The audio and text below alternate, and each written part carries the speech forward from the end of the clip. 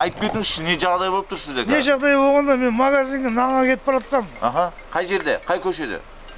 Мынау Рошан көшесінде атқандай. Абай көшесі. Абай көшесінде.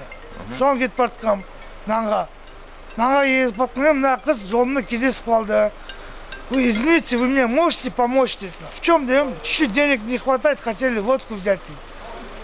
Аха. Я не пожалею для вас, я вам водку возьму, а вы что сделаете, дедом?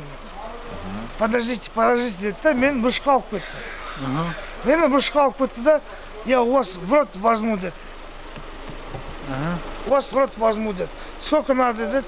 Мен бар жоқ қалтамда 570 теңгем бар еді. 570 теңгем бар еді, бәрін бердім. Араңызда ештеңе болған жоқ қой?